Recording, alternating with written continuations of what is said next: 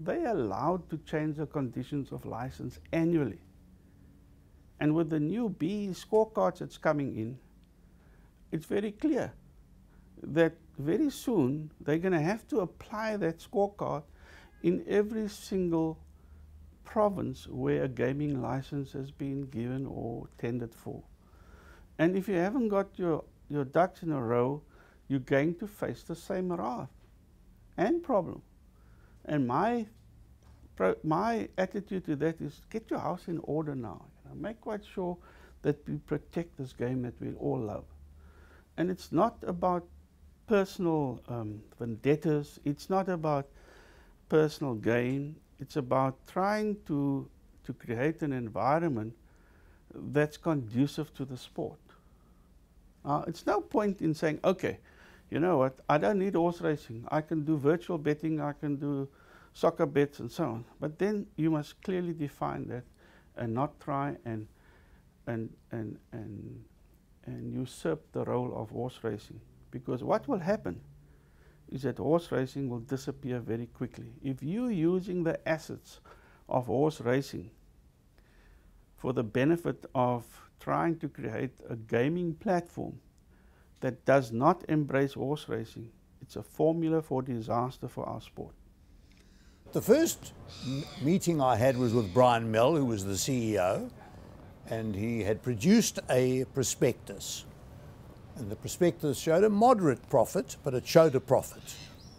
And on that basis, they sold shares to the public. It took me a very short while of studying. I went back to Brian. I said, Brian, we've got to do something drastic if we want this prospectus or not to be embarrassed by the fact that we don't get anywhere close to the profit forecast you've got in the prospectus, because there are so many figures that don't tie up. So he said, well, how long do you need? I said, I needed a week or so. I spent a week concertedly going through and talking to the various people.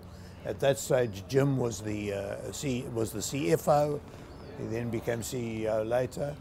And I started asking questions because I knew nothing about the industry from a financial point of view. I came back to Brian and I said, we've got too many race courses. The costs are far too high. Entertainment costs are too high. We've got to do something. This is a retail company. We've got to do something if we want the sport of kings to remain viable in South Africa.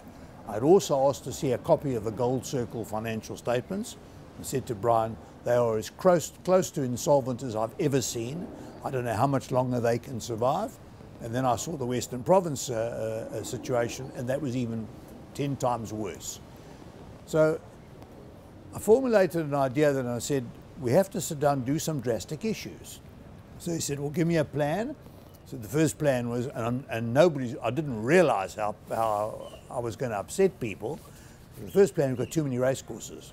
Can't afford Bloemfontein, Newmarket, Gosforth Park, Turffontein, everything. We can't afford them. We've got to make some judgments on which ones you want, and you have to get rid of the rest.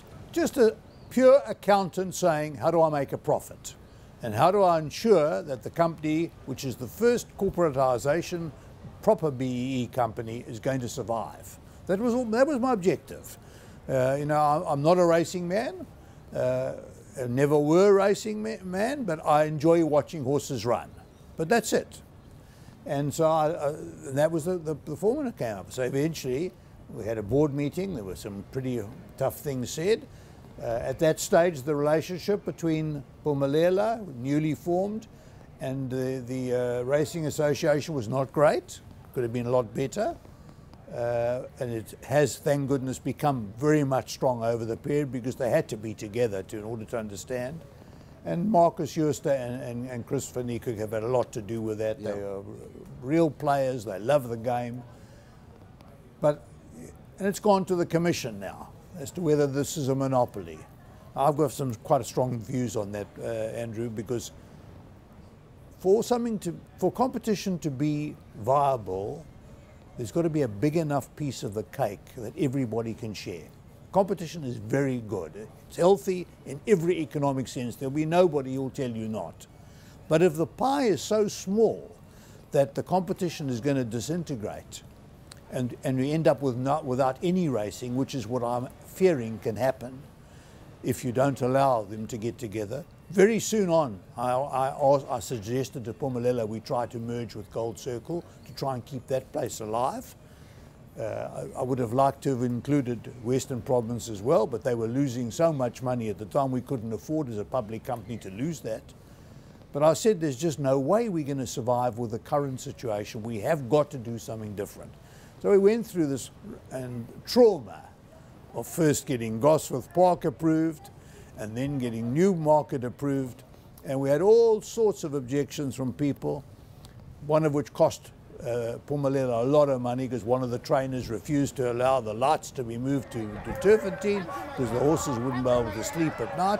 Meantime, his horses win more races at night now than any other trainer that I can see. We had a look to see there was horse racing, there was night racing all over the world, but no, we can't have it at Turfentine. So we never moved the lights from Newmarket to Turfentine immediately. Cost us 20 million rand. Cost of lights went up. But what happened to the lights at Newmarket? I'm not even sure. I think they probably were stolen. I think they were stolen. And what all knows it cost us 20 million rand at least. And lost opportunity because we didn't have the race meetings as soon as we should have. Because one thing we did want is to have night race meetings. The public for the foreign product. The foreign product, and the public wanted it. They love it. Yeah. Let's get back to the question of monopoly, the question of competition. And I must stress, you have to have a big enough pie in any industry for monopoly to come into play. If there is a situation where you say there's just got to be competition under any circumstance, doesn't matter what the rands and cents show, then I'm afraid you're going to fail. And we're going to fail in horse racing, and the Sport of Kings will be dead in this country.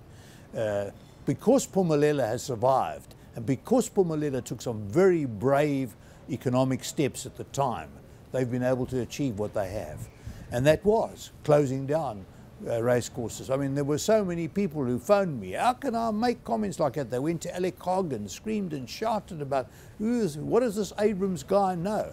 I was the first to admit I knew nothing about horse racing, but I did know how to add up the figures. I did know how to try and show a profit, because that's what my business had been for years and years and years before. I'd been in accounting practice, and I understood how to model a business. You have to have a model. If you haven't got a model that works, it doesn't matter how great it sounds. Now, people say, well, what about sponsorships? For some reason, sponsorships in horse racing, maybe it's because people feel it's a product that they don't want to associate with gambling. Some reason horse racing has never achieved anywhere near the level of sponsorship like rugby and football and all the other, cricket and all these games. You get huge amounts of television time, that's the bottom line. And television time. We haven't done the proper job with the SABC or the... Correct. That's the bottom line. Yeah, so, and we don't get that's right, we don't get payouts for television. So all told, really speaking, you have to run your race meeting. It's very costly to run a race meeting. You have to pay everybody. Understandably, the owners are wanting you to push up the stakes all the time. Because they're taking the bath. Yeah, otherwise they say it's costing them money. The vet fees are getting higher, the stabling fees are getting higher, everything getting higher, so they want you to push the stake money up. And we had a lot of debate on that, but eventually you got to a stage where if you go any higher, you're going to make losses. So you have to balance the thing, because your pot is actually easy. All you have to do is guesstimate what your tote takings are going to be. You get a certain percentage on the tote, and that's your profit. That's why it's a retail company. You can't get more.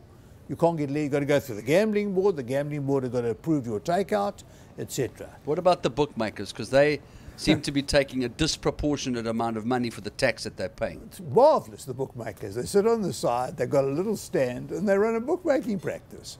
They've done it for years and years. They're part of the racing. You're not going to stop them. Because there's a public demand for it. A public demand. You're not going to stop them, but they use the tote when it suits them. Yes. They'll go underground if you try and stop them. Yeah, they really pay an infinitesimal amount for the use of the tote and things like that. But, you know, bookmaking is bookmaking. You're not going to stop it, but they don't run a business. They run a business for themselves. Well, they've got one guy and a clerk. That's their business. Well, we've got lots and lots of people we have to support. And the tragedy if somebody wants to try and break this up, is how many jobs are going to be lost in this country. We can't afford to lose one. The biggest thing that worried me at the time of closing Gosforth Park and job losses. How can we redeploy? And we did the best we could, and we were quite good in trying to bring some of the guys to Randfontein, and some of them to the Vol. We tried the best we could to place as many people as we possibly could, so it wasn't an effect on people losing jobs. You can't cut it more. Now comes the question, as we sit today, can racing continue to survive? I believe it can. Is it almost a monopoly, or should it be almost a monopoly? Yeah, maybe. Maybe. Does it worry me as an individual? Absolutely not, because it's important that the sport continues. There are a lot of people who enjoy racing. There are a lot of people who don't go and watch what used to be 232 and 239 and enjoy the sport. It's a great sport. It's one of the sports of the world. Nothing better than watching a thoroughbred horse run. There's nothing nicer. So you can't break this pie up anymore, I'm afraid. You can't double your turnover. You can't have a sale, you know, like a retail company can do. You just have to do the best you can to get the best horses, encourage your owners to spend the best money they can, and many of them have gone overseas to buy horses. Even our own horses now are making a good name for themselves overseas. You've got to do the best you can to run this thing profitably. And you mustn't be apologetic about it. If you look at the Phumelela profits, they are not astronomical, not by any manner of means. I don't know what it is in relation today, in relation to the gambling pot, but it's very small, I can tell you that.